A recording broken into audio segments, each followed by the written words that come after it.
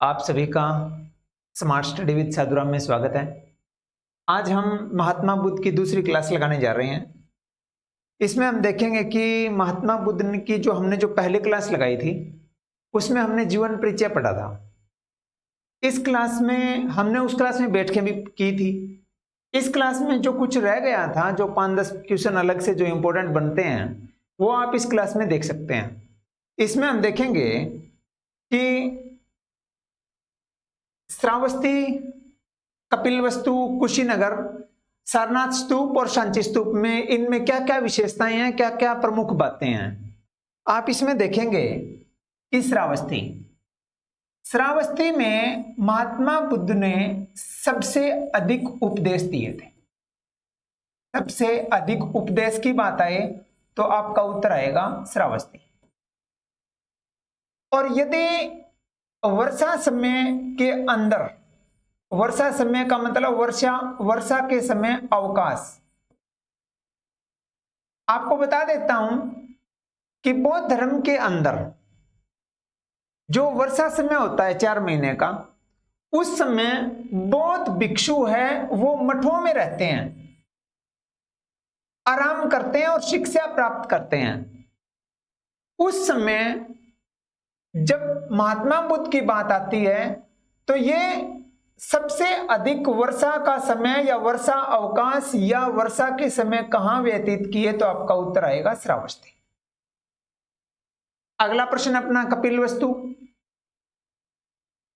कपिलवस्तु के अंदर महात्मा बुद्ध ने भिक्षुणी संघ की स्थापना की थी। भिक्षुणी संघ की स्थापना कपिलवस्तु में की है महात्मा बुद्ध ने। आपको यह भी बता दें कि महात्मा बुद्ध के शिष्य का नाम था आनंद, और आनंद के कहने पर महात्मा बुद्ध ने महिलाओं को शामिल किया था। और बाद में महात्मा बुद्ध ने यह भी कहा था कि महिलाओं के शामिल होने से बौद्ध धर्म कम समय चलेगा। यह महात्मा बुद्ध ने खुद ने कहा है। उसके बाद में कुशीनगर मल्लों की राजधानी है। मल्लों की राजधानी के नाम से कुशीनगर को पुकारा जाता है, मल्लों की राजधानी। और कुशीनगर के अंदर महात्मा बुद्ध ने निर्वाण प्राप्त किया था। निर्वाण का मतलब निधन हुआ था कुशीनगर में। जब आप पढ़ोगे महात्मा बुद्ध के बारे में भी, महात्मा बुद्ध ने के अस्थियों को 8 भागों में विभाजित कर दिया था, तो उसमें कपिलवस्तु का भी जिक्र आएगा, कुशीनगर का भी जिक्र आएगा और वैशाली का भी जिक्र आएगा। लिच्छवी वंश है वो वहीं का है।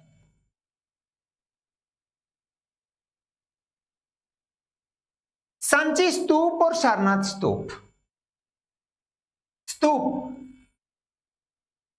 स्तूप उसको कहेंगे जहां पर महात्मा बुद्ध की अस्थियों को रखा गया हो। यह बात तो आपके समझ में आ गई होगी स्तूप की क्या परिभाषा है। स्तूप, मठ, चैत्य और विहार, ये चारों अलग अलग चीजें हैं। विहार, बिहार नहीं, विहार। इसमें आप देखेंगे मठ, चैत्य। मठ वो उनको कहते हैं जहां पर भिक्षु शिक्षा प्राप्त करते हैं। चैत्य उसको कहते हैं जहां पर पूजा करते हैं।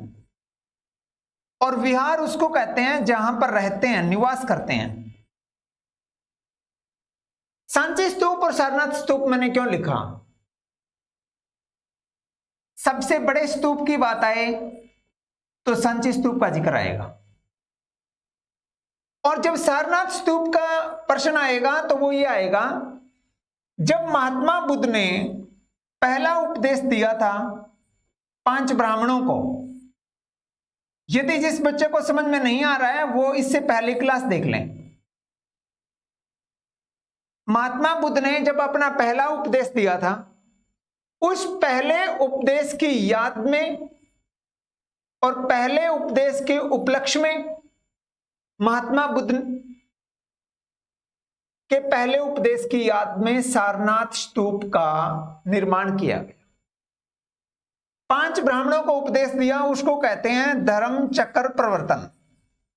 धर्म चक्र प्रवर्तन। ये हमारे कुछ क्वेश्चन थे, 3 और 2 5 पॉइंट। अगले पेज पर जा रहे हैं, उसमें आप देखेंगे कि क्या है असव घोष, नागार्जुन, विशुद्धिमग्ग और वसुबंधु। इसमें क्या है, ये रचनाएं हैं, बौद्ध धर्म से रिलेट है। मैंने क्यों लिखा, ताकि आप पजल ना हो। असव घोष ने बुद्ध चरित पुस्तक की रचना की। बुद्ध चरित, सोदरानंद और सारीपुत्र प्रकरण, ये रचनाएं की है। और ये तीनों की तीनों रचनाएं संस्कृत में है। आपके पेपर में आए तो एचएससी में 2-3 बार प्रश्न पूछ लिया है, एस्टेट में भी आ चुका है कि बुद्ध चरित पुस्तक की रचना कौन सी भाषा में की गई है। अधिकतर बच्चे पाली करते हैं, क्योंकि महात्मा बुद्ध ने पाली भाषा में अपना प्रचार प्रसार किया है। तो बुद्ध चरित, सोदरानंद, सारीपुत्र प्रकरण, यह संस्कृत में है, जिसकी रचना असव घोष ने की है। मैंने ये क्या नाम लिखे हैं इसके पीछे देखो आप। यदि आपसे पूछे बुद्ध घोष, तो आपका उत्तर आएगा विशुद्धिमग्ग ने रचना की है। अंतर देखिए आप, बुद्ध घोष आते ही प्रश्न चेंज हो जाएगा। इसकी रचना विशुद्धिमग्ग ने की है। और नागार्जुन, ये माध्यमिक विचारधारा के प्रवर्तक थे। माध्यमिक विचारधारा, और माध्यमिक विचारधारा है ना, इसको कहते हैं शून्यता का सिद्धांत, जीरो, शून्यता का सिद्धांत। अब इसमें यह कहा गया है, मैं आपकी नॉलेज के लिए बता देता हूं,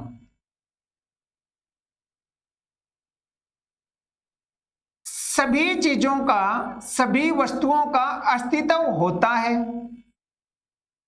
पर शाश्वत नहीं होती। शाश्वत का मतलब स्थायी नहीं होती, एक दिन खत्म होना ही होना है, स्थायी नहीं है। रिपीट कर रहा हूं, नागार्जुन ने माध्यमिक विचारधारा का प्रचलन किया। ये बौद्ध धर्म की बातें कर रहा हूं मैं। तो ये प्रश्न आया आपके नीचे दिए गए ऑप्शनों में से, आप हमारे को ये बताएं कौन सी रचना बौद्ध धर्म से संबंधित नहीं है। तो यहां पर ये 5-7 है, वो इंपॉर्टेंट आपके लिए।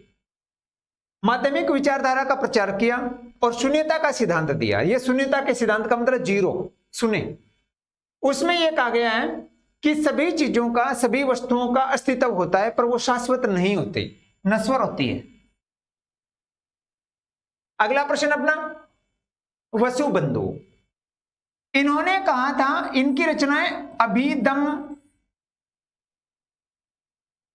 कोश, अभिधम कोश। ये देखो वसुबंधु ने रचना की है अभिधम कोश। एक आता है अभिधम पिटक, अभिधम पिटक। इसकी रचना जब बौद्ध धर्म की तीसरी बैठक थी 251 ईसा पूर्व, 251 ईसा पूर्व पाटलिपुत्र में जब बौद्धों की तीसरी बैठक थी 251 ईसा पूर्व में, तब अभिधम पिटक की रचना हुई थी। और आपको पता होगा इसकी रचना मोगलीपुत्र तीस ने की थी, मोगलीपुत्र तीस ने की थी। क्योंकि इन्होंने बौद्ध धर्म की अध्यक्षता की है। अशोक के समय की बात है, मौर्य साम्राज्य की समय की बात है। क्या मेरी बात यहां तक तो आपके समझ में आ गई होगी? अभिधम पिटक अभिधम कोश में अंतर देखिए, बुद्ध घोष और बुद्ध चरित में अंतर देखिए। और ये रचनाएं संस्कृत में हैं और इन रचनाओं के बारे में हमने पढ़ा। अगले प्रश्न की ओर जा रहे हैं। अगला प्रश्न आपका, नवीन बौद्धिक आंदोलन। इनके अंदर एक लाइन आती है, या तो ये बौद्ध धर्म के समकालीन है, उस काल के हैं, उस समय के हैं, या बौद्ध धर्म के कुछ समय पहले या बाद में आए होंगे। इसमें हम 3 ही पढ़ेंगे जो सबसे इंपॉर्टेंट है। ज्यादा रट्टे मारने नहीं है, ज्यादा आपको मैं गहराई में नहीं ले जा रहा हूं, ज्यादा गहराई में नहीं ले जा रहा हूं। आप समझिए प्रश्न को, जो आपके पेपर में आने वाले हैं वही कर रहा हूं मैं। एक तो आता है नीतिवादी विचारधारा और एक आता है भौतिकवादी विचारधारा और एक का नाम आता है पखुत-कचायन। ये 3 पढ़ो आप। इसमें क्या है, बहुत इंपॉर्टेंट है। नीतिवादी, नीतिवादी में मकली घोषाल का जिक्र आता है। मकली घोषाल,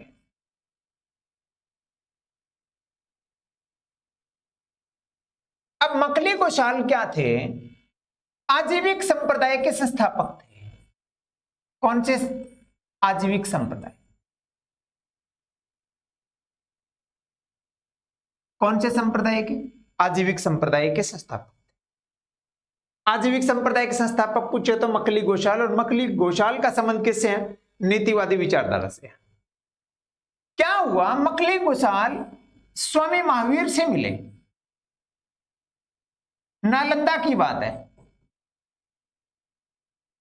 चेले बन गए, शिष्य बन गए भाई। शिष्य बनने के बाद में 6-1 साल बाद में गुरु चेलों की बिगड़ गई भाई। बिगड़ने के बाद में इन्होंने आजीविक संप्रदाय की स्थापना की। क्यों बिगड़ी? तपस्या को लेकर। तपस्या करनी चाहिए, नहीं करनी चाहिए, आपस में वैचारिक मतभेद हो गए, और वैचारिक मतभेद हो गए तो इन्होंने अपना अलग संप्रदाय खोला जिसका नाम था आजीविक संप्रदाय। अगला प्रश्न अपना, भौतिकवादी विचारधारा। इसके अंदर आता है नाम अजीत केशकम्बलीन का। अजीत केशकम्बलीन।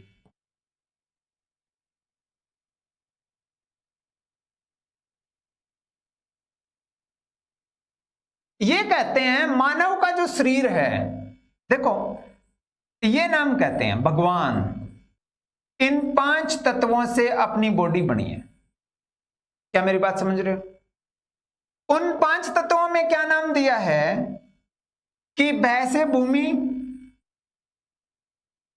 गै से गगन, गगन मतलब आकाश, वैसे वात, वात मतलब वायु, ए की मात्रा है मतलब आ की मात्रा है अग्नि, और न का मतलब नीर, नीर का मतलब जल।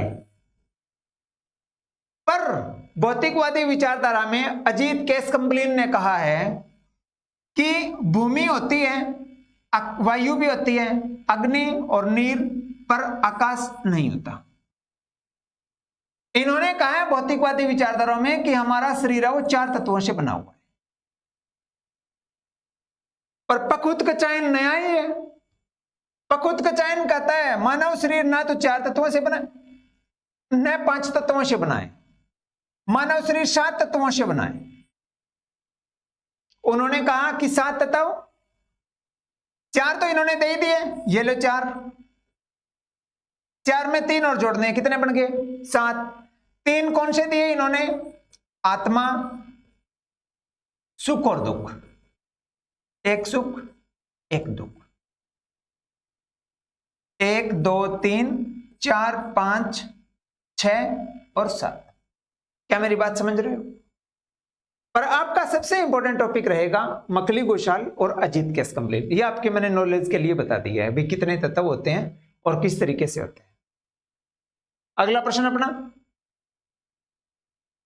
अगला प्रश्न होता है कि महात्मा बुद्ध के जो चेले बने हैं शिष्य और शिष्या, इसके बारे में कुछ बताया जाए।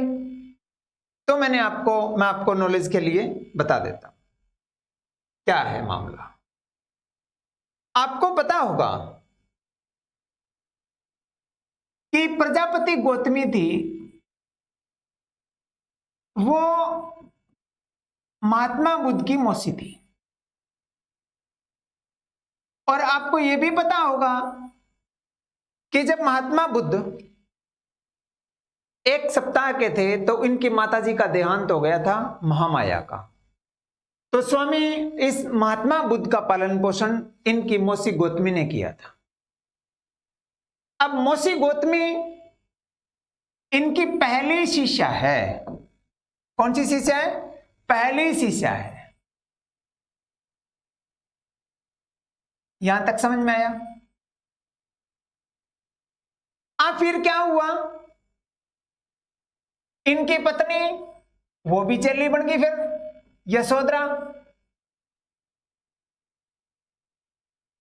यशोधरा पत्नी है ना, मैंने यहां पत्नी लिख दिया, लो आपकी नॉलेज के लिए।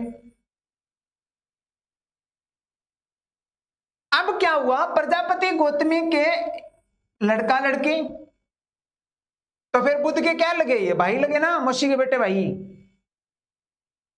एक का नाम चंपा, एक का नाम आनंद।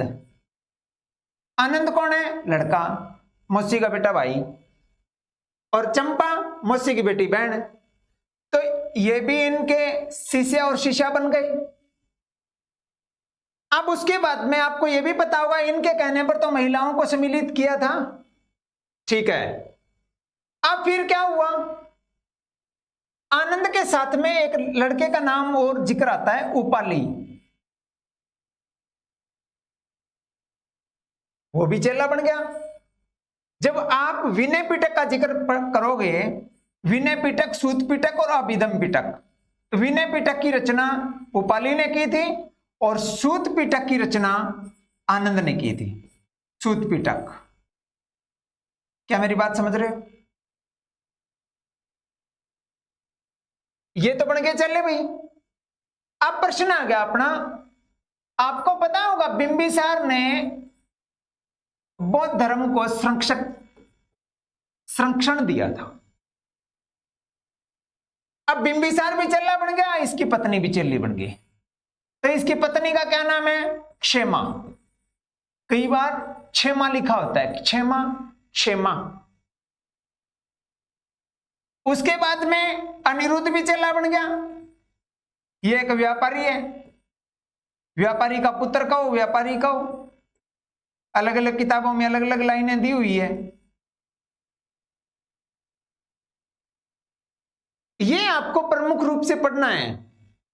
प्रजापति, मौसी, इसके लड़का लड़की, चंपा और आनंद, यशोधरा इसकी पत्नी है, उपाली ने विनय पिटक की रचना की, यह भी इनका चेला है। अनिरुद्ध व्यापारी का एक लड़का है, यह भी एक चेला है। और बिंबिसार की पत्नी, यह भी बौद्ध धर्म से संबंध रखते हैं। तो ये आपके समझ में आया होगा। ये बौद्ध धर्म के हमने कुछ प्रमुख क्वेश्चन किए थे, जो आपके पिछली क्लास में कुछ रह गए थे और अधिकतर बच्चों के कमेंट आ रहे थे कि सर ये करवाओ, ये करवाओ। तो हमने ये देखा कि बौद्ध धर्म किस तरीके से हमने पहली क्लास में करवाया, और जो कुछ रह गया था वो हमने इस क्लास में करवा दिया है। बहुत बहुत धन्यवाद आपका। आज के लिए बस इतना ही।